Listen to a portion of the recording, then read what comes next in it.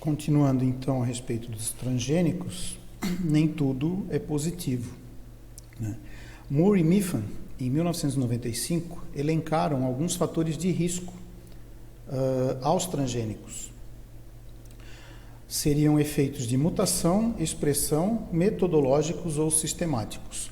Os efeitos de mutação são aqueles que poderiam gerar consequências que seriam imprevisíveis num primeiro momento e só se tornarem aparentes após várias gerações.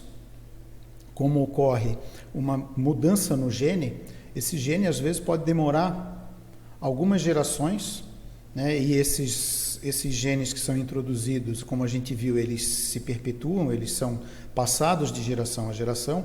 Essas alterações poderão ocorrer apenas depois de algumas gerações, tá? Então, esse seria um dos fatores de risco. Os efeitos de expressão é que, além da alteração que se pretende para qualquer que seja a intenção dessa modificação, né, podem ocorrer também outras alterações que possam afetar o bem-estar desses animais e até torná-los inadequados para o propósito ao qual eles foram desenvolvidos. Existem alguns genes que cumprem mais de uma função no organismo.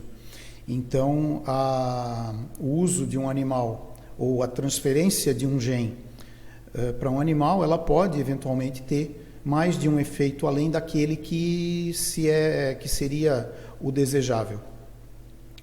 Nos efeitos metodológicos, seriam alterações que poderiam ser geradas durante esse processo de alteração genética, né?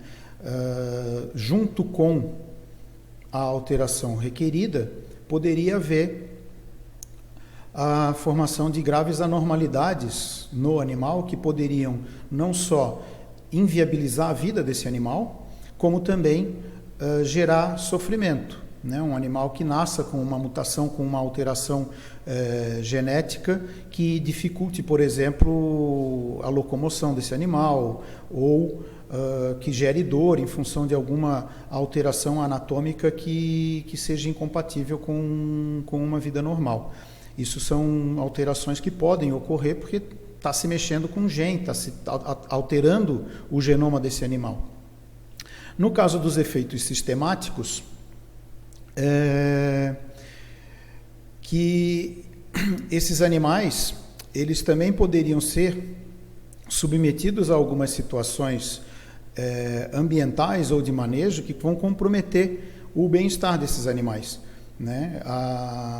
Esses animais poderiam eventualmente sair do seu habitat, do seu local, ganhar o meio ambiente e acabar causando alterações no meio ambiente, né?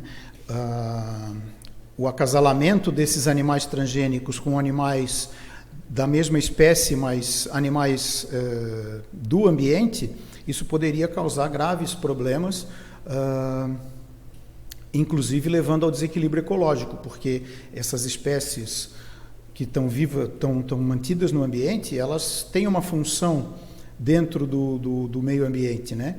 E a alteração dessas funções através da transgenia poderia eventualmente levar a um desequilíbrio ecológico.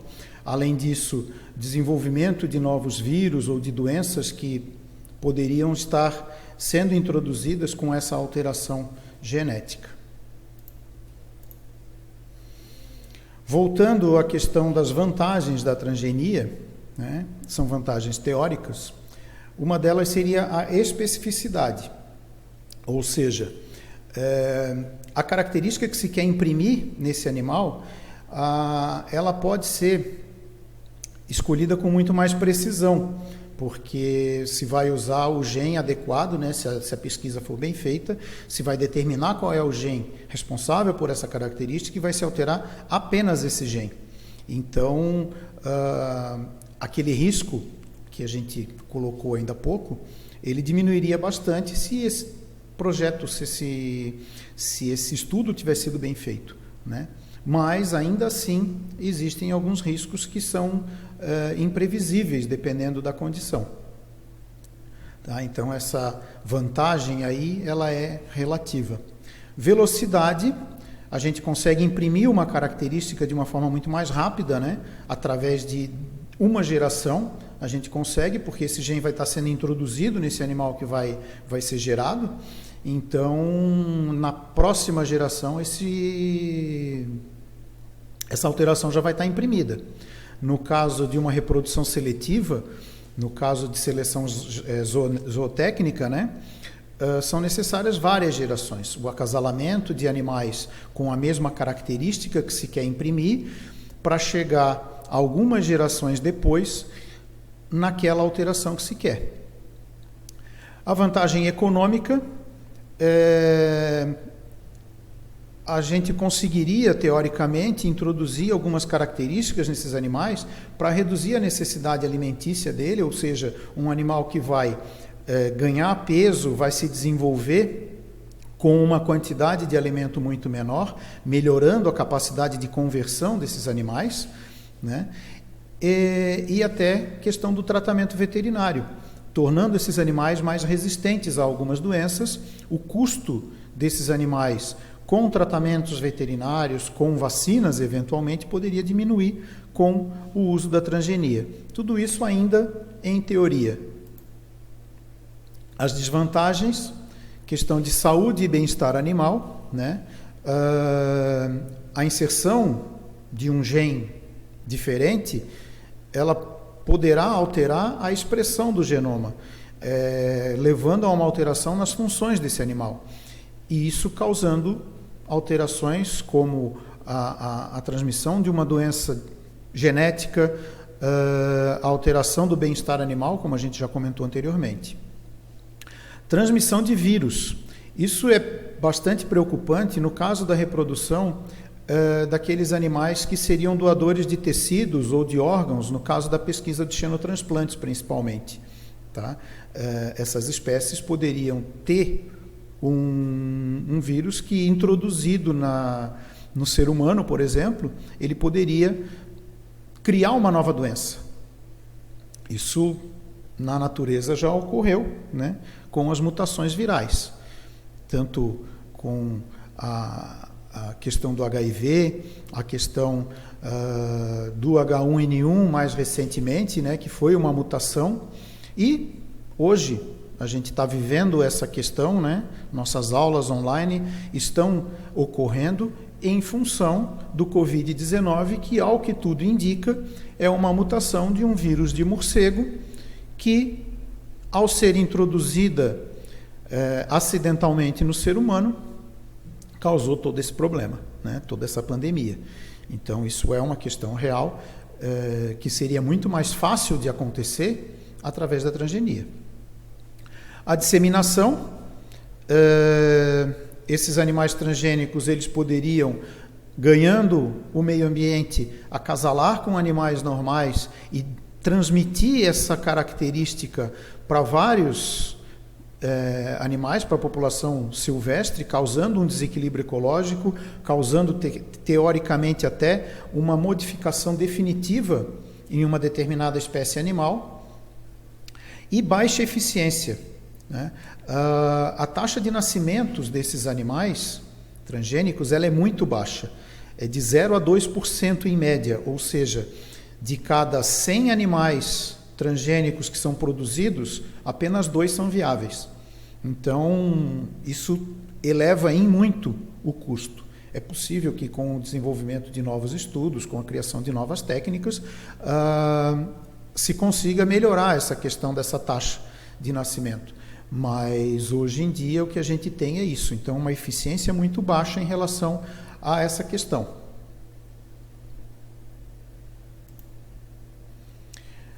E a gente tem também que analisar, e aí entra a nossa função como integrantes da comunidade ética, as questões éticas a serem analisadas, né? é adequado para os animais usar a transgenia? Esses animais vão ter benefícios? Ou a gente está usando isso só, única e exclusivamente para benefício humano? É correto isso? As consequências evolutivas e ambientais desse tipo de manipulação genética, né? Aquilo que a gente comentou, a H1N1, o HIV, o Covid-19, a questão da reprodução acidental desses animais no meio ambiente, porque é inegável que isso tem grande chance de acontecer, né? De um animal desse fugir ou ser introduzido propositalmente no ambiente, né? O que vai acontecer com isso? A gente não tem ainda informações a respeito, né? Que direito o ser humano tem, o pesquisador tem, de alterar esses materiais genéticos com objetivos que são claramente comerciais, independente de ser no comércio de medicamentos, mas é comercial, né? Então, a gente tem hoje em dia, por exemplo, a produção de insulina, ela é limitada, ela tem um custo eventualmente mais elevado, poderia se reduzir esses custos, poderia isso ser vantajoso para a população? Em tese, sim, mas a que custo isso seria realizado, né? E, voltando à nossa questão lá da bioética, né, da aula passada, como é que ficaria o princípio de justiça em relação a esses aspectos todos, né? O acesso a esse tipo de produto, ele seria facilitado, todos teriam acesso a esses produtos, ou só as pessoas mais com mais condição poderiam acessar isso, né? Uma vez que o patrimônio genético ele é considerado um bem para toda a humanidade. Então, como que ficaria a questão jurídica disso?